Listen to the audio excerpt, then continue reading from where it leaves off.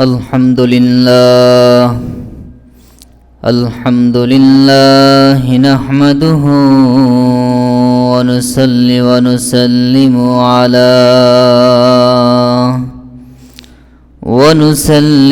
على رسوله الكريم وعلى آله وأصحابه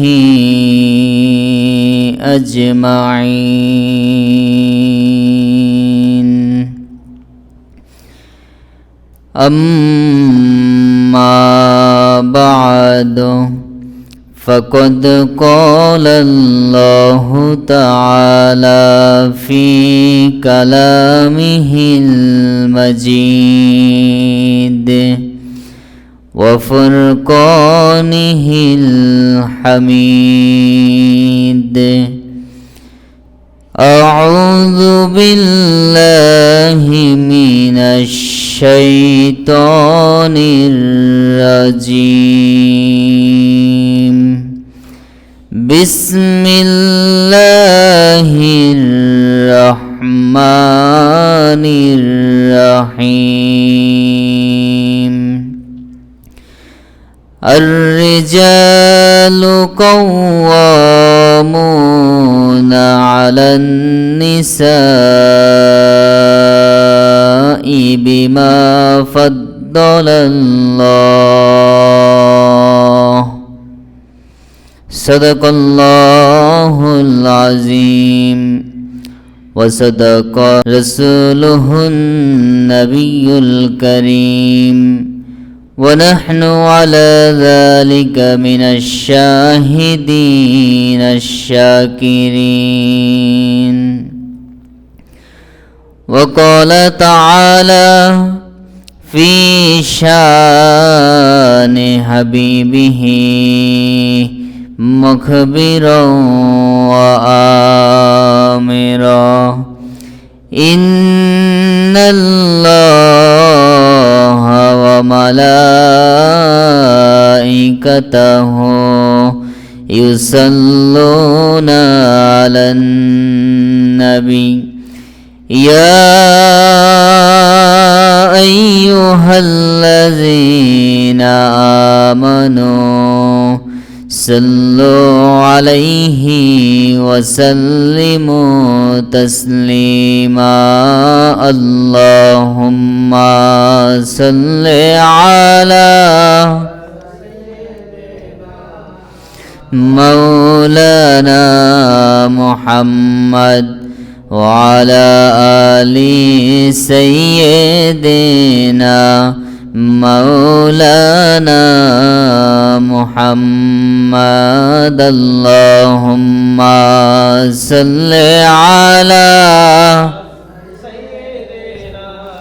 مولانا محمد وعلى آل سيدنا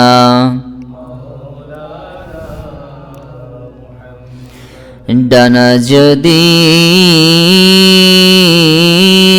থাকতো আমার উড়ে যেতাম মদিনা রোজার পাশে বসে বসে বলতাম মনের বেদনা আল্লাহুম্মা সাল্লি আলা মাওলানা মুহাম্মদ ওয়া আলা আলি সাইয়্যিদিনা মাওলানা মুহাম্মদ محمد محمد मोमिनों की गुनगुना है दीदारे मोहम्मद आशिकों की तमन्ना है अल्लाहुम्मा सल्ले अला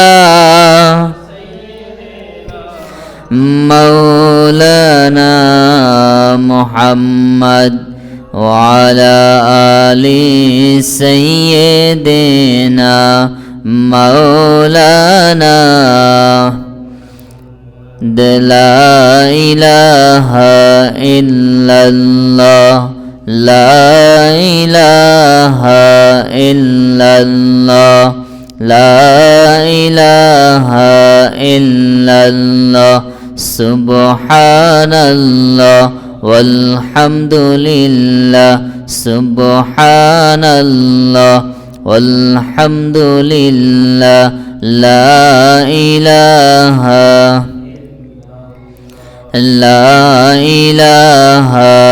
إلا الله لا إله إلا الله لا إله حسبي ربي جل الله ما في قلبي غير الله حسبي ربي جل الله ما في قلبي غير الله نور محمد صلى الله نور محمد صلى الله لا إله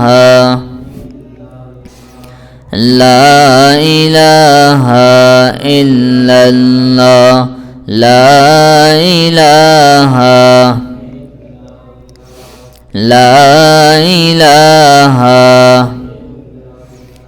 لا إله إلا الله لا إله إلا الله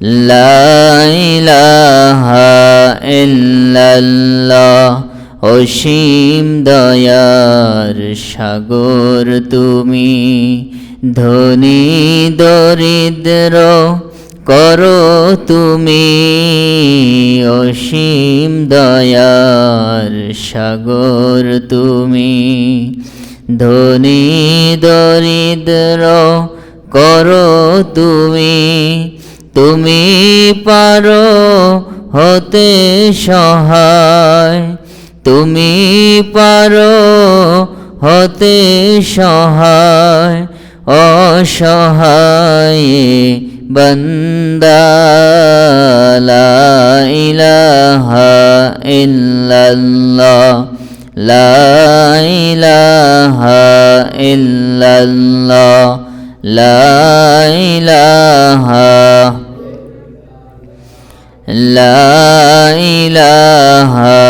ইল্লাল্লাহ লা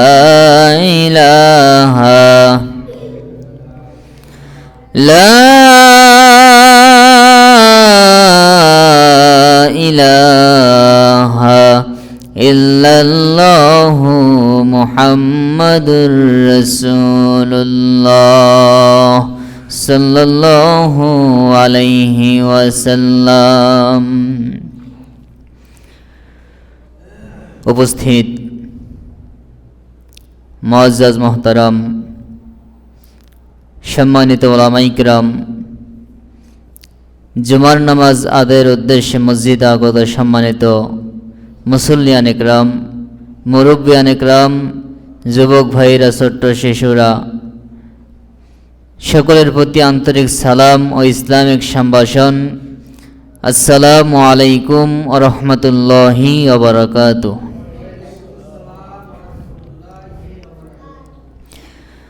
অসংখ্য অগণিত শুকর ও সুজুদ আদায় করছি সেই রব্বুল ইজ্জাতের দরবারে, যিনি আমাদেরকে অত্যন্ত দয়া করে, মায়া করে, সুস্থ শরীরে জুমার নামাজ আদায়ের উদ্দেশ্যে মসজিদে, পৃথিবীর মধ্যে শ্রেষ্ঠতম জায়গায় হাজির হওয়ার তৌফিক দিয়েছেন।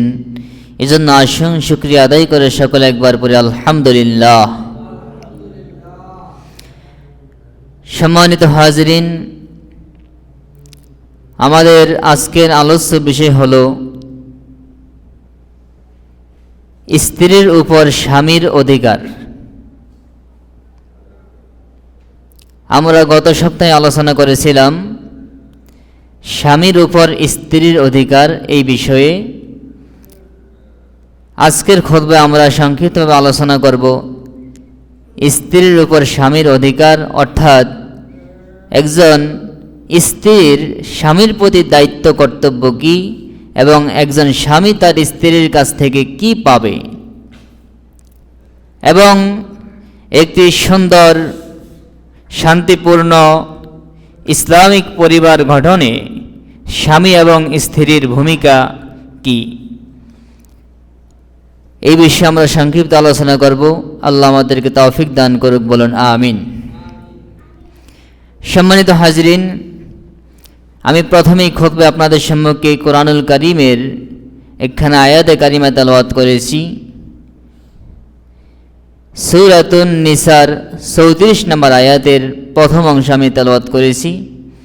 আল্লাহ সুবহানাহু ওয়া তাআলা কোরআনুল কারীমে সূরাতুন নিসার 34 নম্বর আয়াতের প্রথমেই আল্লাহ ইরশাদ করলেন, আউযু বিল্লাহি মিনাশ শাইতানির রাজিম,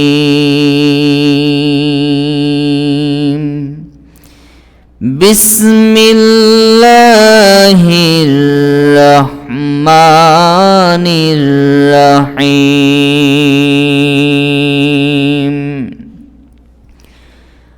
الرجال قوامون على النساء بما فضل الله بعضهم على بعض وبما أنفقوا من أموالهم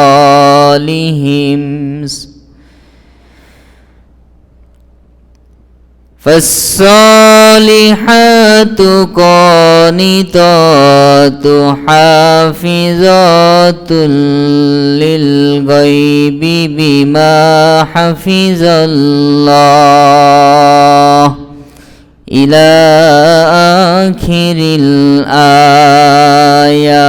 জোরে বলেন সুবহানাল্লাহ। আল্লাহ রাব্বুল আলামিন বলেন, الرجال قوامون على النساء,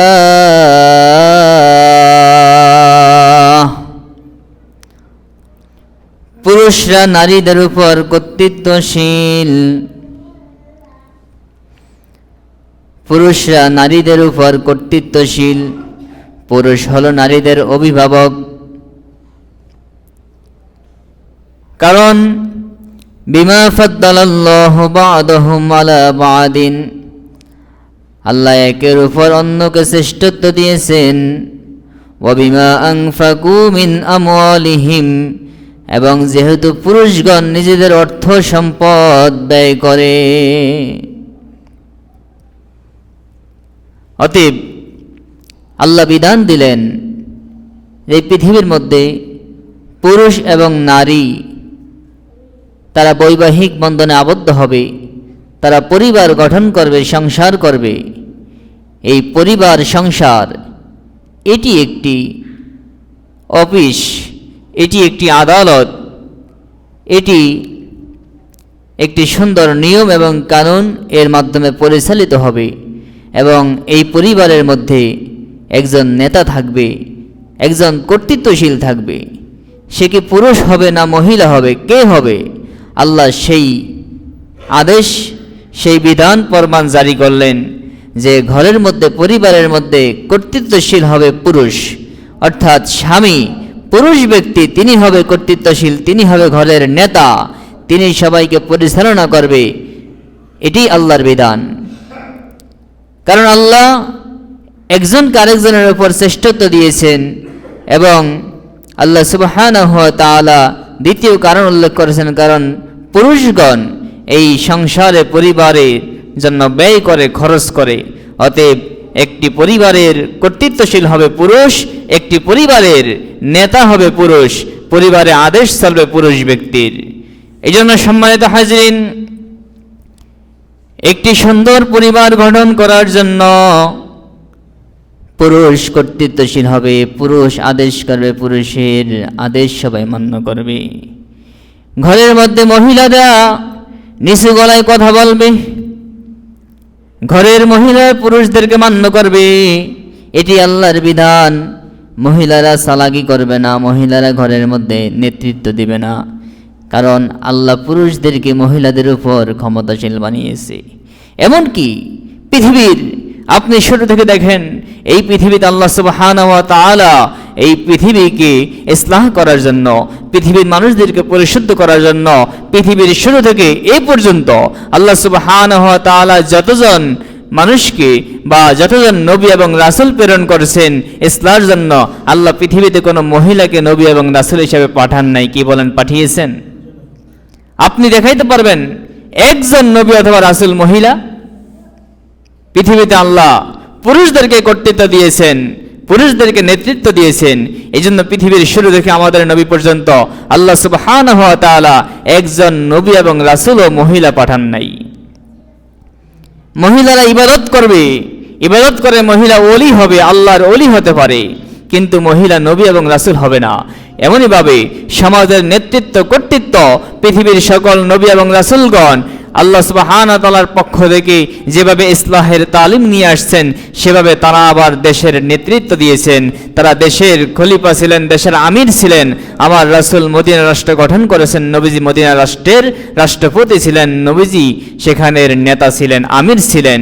ঠিক তদ্রূপভাবে নবীজির পরে খোলাফায়ে রাশিদিন আবু বকর সিদ্দিক রাদিয়াল্লাহু তাআলা আনহু, ওমর ইবনুল খাত্তাব রাদিয়াল্লাহু তাআলা আনহু, ওসমান ইবনে আফফান রাদিয়াল্লাহু তাআলা আনহু, আলী ইবনে আবি তালিব রাদিয়াল্লাহু তাআলা আনহু, এইভাবে করে খেলাফত চলে আসছে। পুরুষ একজনের পর আরেকজন, কোনো মহিলা কোনো খেলাফত বা নেতৃত্বের দায়িত্ব পালন করে নাই, বা কোনো মহিলাকে কর্তৃত্ব দেওয়া হয় নাই। এটাই ইসলামিক বিধান। এবং আল্লাহ রাসূল স্পষ্ট বলে গিয়েছেন,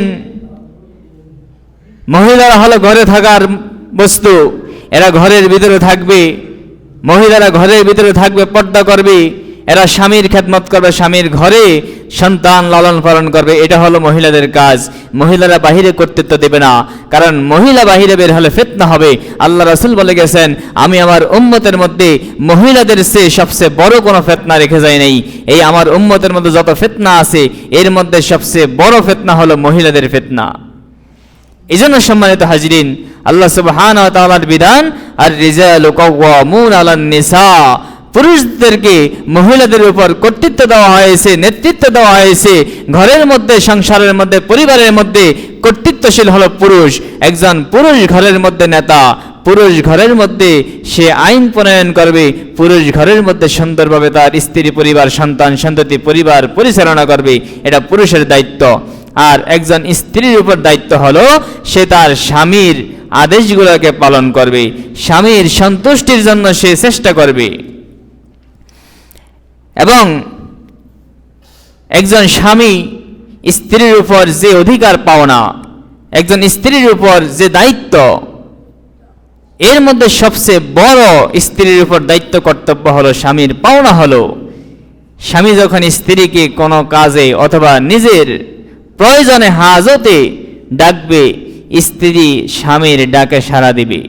দুনিয়ার যত বড় কঠিন কাজ হোক, দুনিয়ার যত বড় কঠিন কাজ হোক, সব কিছু ফেলে রেখে স্ত্রীর উপর দায়িত্ব হলো স্ত্রী স্বামীর ডাকে সাড়া দিবে, স্বামীর হাজত মিটাবে, স্বামীর প্রয়োজন মিটাবে। কারণ রাসূল পাক সাল্লাল্লাহু আলাইহি ওয়াসাল্লাম ইরশাদ করেছেন, যদি কোনো স্ত্রী স্বামী তাকে যদি ডাকে, স্ত্রী যদি তার ডাকে সাড়া না দিয়ে অন্য কাজে মগ্ন থাকে, তাহলে যেমন রাত্রিবেলায় স্বামী স্ত্রীকে বিছানায় ডেকেছে, স্ত্রী অন্য কাজে ব্যস্ত, আল্লাহ রাসূল স্পষ্ট ঘোষণা করেছেন, ওই স্ত্রীর প্রতি সারা রাত্রি ফেরেশতারা লানত করতে থাকে, অভিশাপ দিতে থাকে। জোরে বলেন নাউজুবিল্লাহ। হাদিস শুনেন, বুখারী শরীফের 3237 নম্বর হাদিস, একটি সহিহ হাদিস। আন আবি হুরায়রা রাদিয়াল্লাহু তাআলা আনহু قال قال رسول الله صلى الله عليه وسلم, আল্লাহর নবীর প্রিয় সাহাবী হযরত আবী হুরায়রা রাদিয়াল্লাহু তাআলা আনহু থেকে বর্ণিত, রাসূল পাক সাল্লাল্লাহু আলাইহি ওয়াসাল্লাম ইরশাদ করেন, ইযা দা'আর রাজুলু মা ইমরাতাহু ইলা ফিরাশিহি ফাআবাদ ফাবাতা গাদবানা আলাইহা লানাতহাল মালাইকাতু হাত্তা তুসবিহা। আল্লাহ রাসূল বলেন, যখন কোন স্বামী তার স্ত্রীকে রাত্রিবেলায় বিছানায় আসতে ডাকে, বিছানায় ডাকে আর স্ত্রী অস্বীকার করে, আল্লাহ রাসূল বলেন ওই ব্যক্তির স্ত্রীর উপর দুঃখ নিয়ে রাত্রি যাপন করে, যে স্ত্রীকে ডাকলাম, স্ত্রী আমার কথা শুনলো না, সে আমার ডাকে সাড়া দিয়ে আসলো না। আল্লাহ নবী বলেন এরকম স্ত্রীর উপর ফেরেশতারা সারা রাত্রি সকাল পর্যন্ত লানত করতে থাকে, গজব দিতে থাকে, অভিশাপ করতে থাকে। এজন্য স্ত্রীর উপর দায়িত্ব হলো, কর্তব্য হলো স্বামীর ডাকে সাড়া দেওয়া।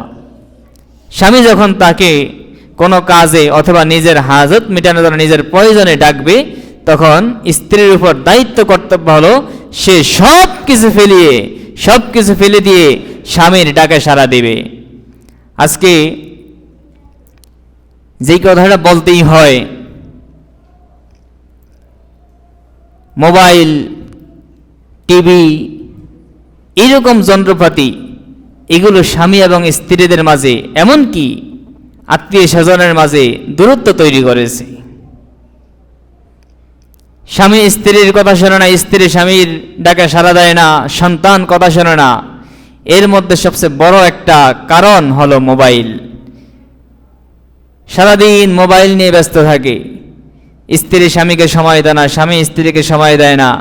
এক পর্যায়ে পরিবারের মধ্যে অশান্তি শুরু হয়ে যায়। যেখানে আল্লাহ বিবাহের ব্যবস্থা করেছেন, উদ্দেশ্য হলো পরিবারের শান্তি নাজিল করা, এবং স্পষ্ট বলে দিয়েছেন একজন স্বামী সারাদিন বাহিরে পরিশ্রম করে, কষ্ট করে যখন ঘরে আসবে, তখন স্ত্রীর আচরণে, স্ত্রীর ব্যবহারে, স্ত্রীর খেদমতে স্বামীর হৃদয় জড়িয়ে যাবে, স্বামীর সকল ক্লান্তি দূর হয়ে যাবে। কিন্তু এসে যখন দেখে স্ত্রী মোবাইল নিয়ে ব্যস্ত, স্বামী আসছে না কে আসছে তার কোনো খবরও নাই, তখন এভাবে করে আস্তে আস্তে স্বামী এবং স্ত্রীর মাঝে দূরত্ব তৈরি হয়, সংসারের মধ্যে শান্তি দূর হয়ে যায়, অশান্তি শুরু হয়। তখনই দেখা যায় এক পর্যায়ে স্বামী এবং স্ত্রীর মাঝে তালাক পর্যন্ত হয়ে যায়। কি বলেন, হয় কি না? এজন্য সম্মানিত হাজরিন, স্বামী এবং স্ত্রীর মাঝে দায়িত্ব কর্তব্য নিয়ে কিছু কথা আমরা গত সপ্তাহে বলেছি। আজকে শুধুমাত্র স্ত্রীদের উপর স্বামীর যে অধিকার, এগুলোই বলবো।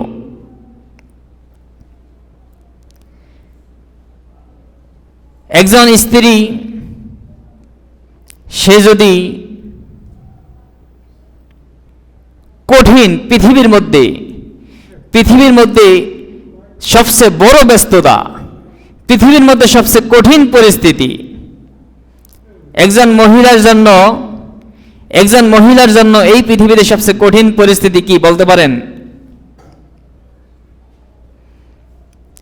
একজন মহিলার জন্য এই পৃথিবীর মধ্যে সবচেয়ে কঠিন পরিস্থিতি হলো যখন সে সন্তান প্রসব করে। ঠিক কিনা বলেন? এই সময়টা তার অনেক সময় স্ত্রীদের হুঁশ থাকে না, বেহুশ হয়ে যায়। তার স্বামী সে তাকেও এই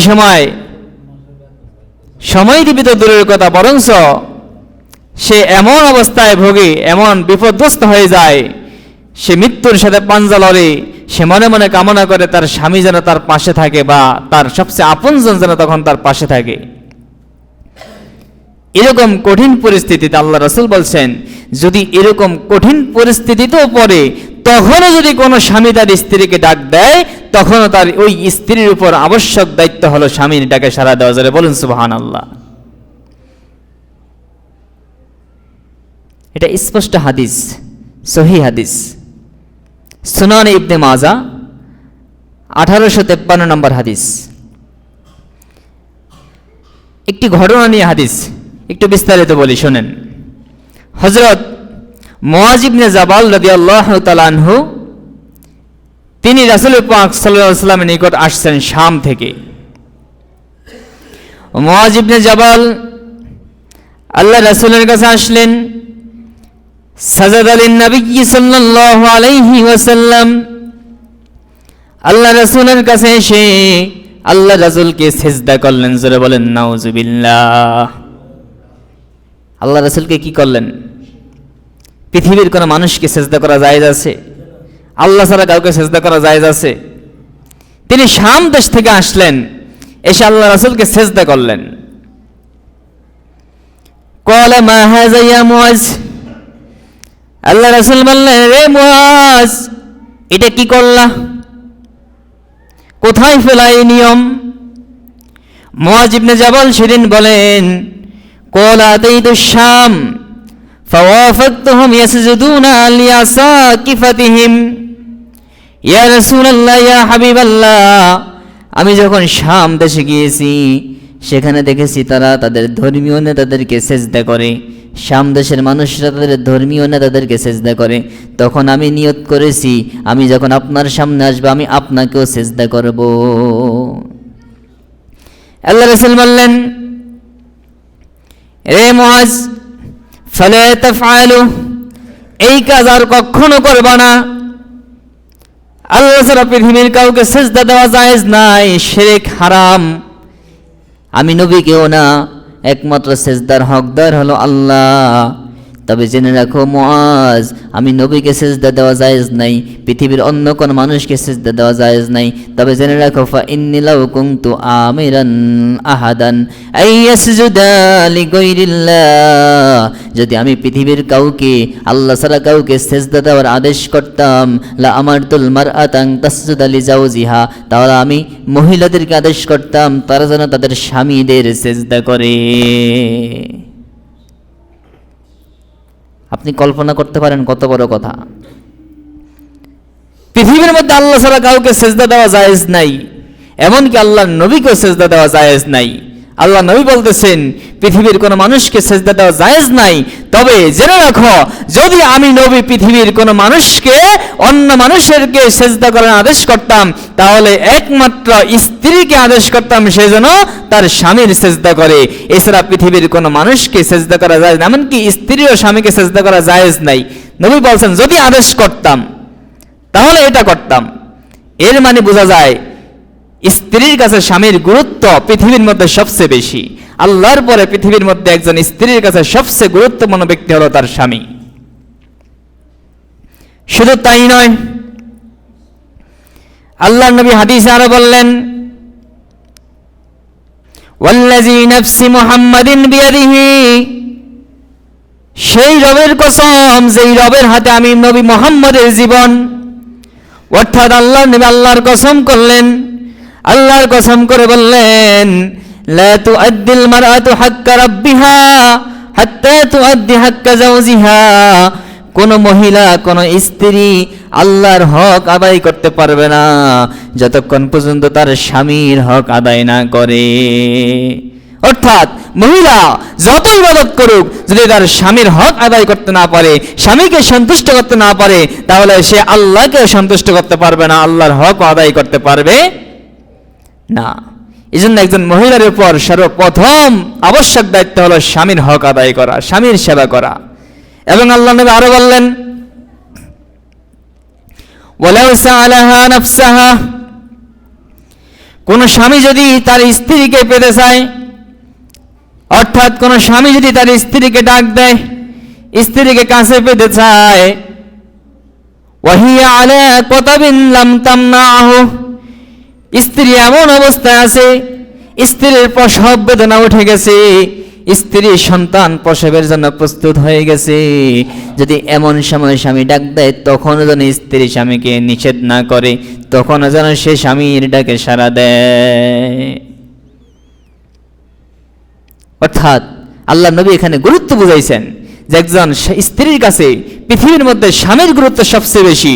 পৃথিবীর সবচেয়ে কঠিনতম কাজ, কঠিনতম অবস্থায় থাকলে তখনও যদি স্বামী ডাক দেয়, তখনও স্বামীর ডাকে সাড়া দেওয়া আবশ্যক। এমনকি আল্লাহ নবী বলছেন, স্ত্রী যদি তরকারি পাকাইতে থাকে, স্ত্রীদের আরেকটা গুরুত্বপূর্ণ কাজ পাকশাক করা, ঠিক কিনা বলেন? স্ত্রী যদি এই পাকের ঘরে থাকে, তরকারি পাকাতে থাকে, এই সময় যদি তরকারি পাকানো অবস্থায় স্বামী ডাক দেয়, তরকারি পোড়া যাওয়ার ভয় আছে, ওলামা ইকরাম ফতোয়া দিয়েছেন এই সময় তরকারি রেখে পাক শাক রেখে স্বামীর ডাকে সাড়া দেওয়া আবশ্যক। তরকারি ফুললে আবার নতুন করে পাক শাক করবে, এত গুরুত্ব দিয়েছেন। আজকের এই আলোচনাগুলোর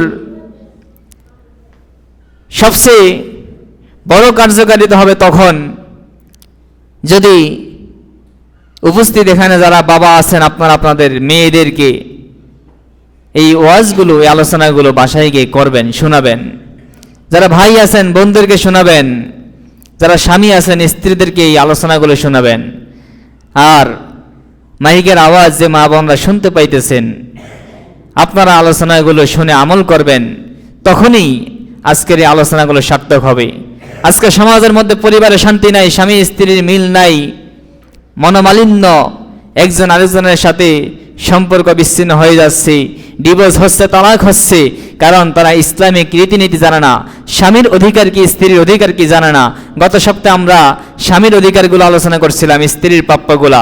যদি স্বামী তার স্ত্রীর অধিকারগুলো হকগুলো আদায় করে দেয়, স্ত্রী স্বামীর অধিকারগুলো হকগুলো আদায় করে দেয়, তাহলে এই পৃথিবীতে কোনো পরিবারে অশান্তি থাকতে পারে না। কারণ তখন উভয়ের মধ্যে মহব্বত, ভালোবাসা তৈরি হবে, একে অপরকে বুঝতে শুরু করবে। তখন দেখা যাবে একটি সুন্দর পরিবার গঠন হবে, সুন্দর সমাজ তৈরি হবে, এই পৃথিবীর মধ্যে শান্তিপূর্ণ সমাজ তৈরি হবে।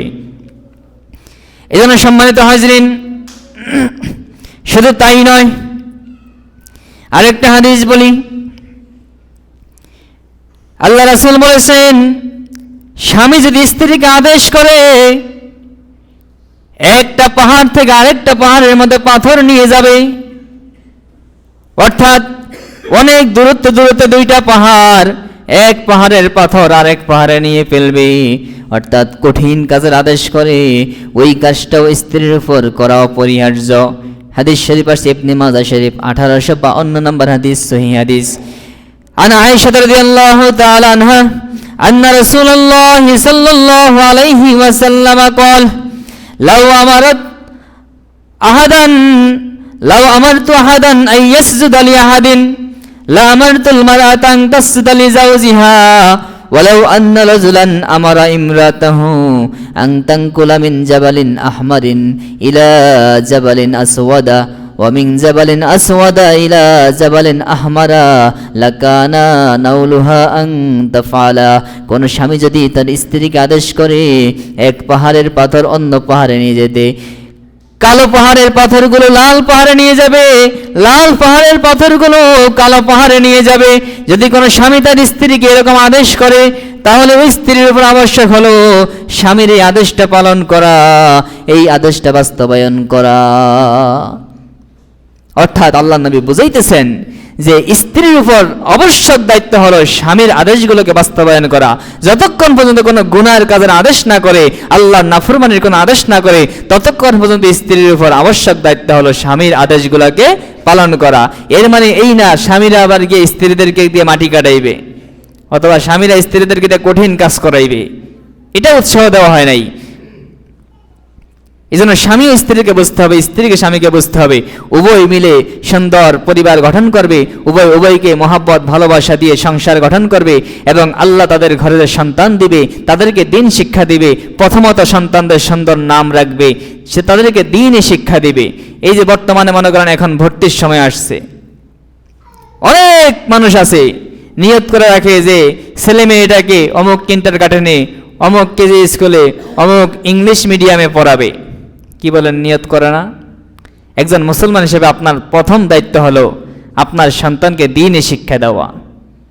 আপনি যদি আপনার সন্তানকে জেনারেল শিক্ষায় শিক্ষিত করতে চান, করেন, সমস্যা নাই। তবে আপনি প্রাথমিক শিক্ষাটা কমপক্ষে পঞ্চম পর্যন্ত, অষ্টম পর্যন্ত আপনি দ্বীনি শিক্ষা দেন, মাদ্রাসায় পড়ান, মক্তবে পড়ান, আপনি দ্বীনি শিক্ষায় দেন। ছেলে হোক মেয়ে হোক, মেয়ে হলে মহিলা মাদ্রাসা আছে, হেফজখানা আছে, একটু কোরআনের হাফেজ বানান, আপনার সন্তানকে দ্বীনি শিক্ষা দেন। এই সন্তান যদি আপনি মনে করেন মাদ্রাসায় পড়ে হুজুর না হয়, যদি ডাক্তার হয়, ইঞ্জিনিয়ার হয়, তখনও দেখবেন আপনার বাড়িতে এসে আপনার কবর জিয়ারত করবে, এলাকার মানুষের কবর জিয়ারত করবে, সেই ইসলামিক বিধানগুলো পালন করবে, 5 ওয়াক্ত নামাজ পড়বে। আপনি দেখেন নাই যে আমাদের ইঞ্জিনিয়ার সাহেব ঢাকা থেকে আসে, সভাপতি সাহেব আইসেই প্রথম কি করে, মা বাবার কবর জিয়ারত করে, এবং সমাজের মধ্যে আপনি দেখবেন সে ভালো ভালো কাজগুলো করে। এর মানে বোঝা যায় ছোটবেলায় তাদেরকে ইসলামিক শিক্ষা দেওয়া হয়েছে। এই জন্য যে যাই হোক সমস্যা নাই, সবাই যে হুজুর হইবে এটা তো না। এজন্য আমরা এই ক্ষেত্রে সচেতন হতে হবে। এই ভর্তির সময়গুলোতে আমাদের আশেপাশে যে প্রতিষ্ঠান আছে, মাদ্রাসা আছে, এই মাদ্রাসাগুলোতে আমাদের সন্তানগুলোকে কমপক্ষে প্রাথমিক শিক্ষা দিব। এরপরে আমরা যেদিকে যাওয়ার দেই সমস্যা নেই। এই সন্তানকে যদি আমি ইসলামিক শিক্ষা দিতে পারি, তার ভিতরে ইসলামিক মূল্যবোধ তৈরি করতে পারি, তাহলে আমি মৃত্যুর পরে এই সন্তান আমার কবরের পাশে দাঁড়িয়ে গিয়ে আমার জন্য দোয়া করবে, সন্তান আমার জন্য ইসালে সওয়াব করবে, সব সময় দোয়া করবে। আর যদি সন্তানকে আমি এই শিক্ষা দিতে না পারি, এই সন্তান বড় হয়ে সে ইসলামিক শিক্ষা না পাওয়ার কারণে নিজেও নামাজ পড়বে না, নিজেও আমল করবে না, এমনকি আপনার কথা সে আর মনেও করবে না। এই জন্য সম্মানিত হাজরিন, অনেক কথা সময় হয়ে গেছে। সর্বোপরি আমাদেরকে লক্ষ্য রাখতে হবে, আমরা যারা বাবা আছি আমাদের সন্তানগুলোকে, ছেলে হোক মেয়ে হোক, ইসলামিক মাইন্ড আমরা গঠন করব। এবং এই যে বিষয়গুলো আলোচনা করলাম, এগুলো আমাদের বিশেষ করে মেয়েদেরকে, ছেলেদেরকে আমরা শিক্ষা দিব, যাতে করে একটি সুন্দর সমাজ গঠন হয়, ইসলামিক সমাজ গঠন হয়, শান্তিপূর্ণ সমাজ গঠন হয়। আল্লাহ আমাদেরকে কবুল করুক, তৌফিক দান করুক, বলুন আমিন সুম্মা আমিন। আসসালামু আলাইকুম ওয়া রাহমাতুল্লাহি ওয়া বারাকাতুহু।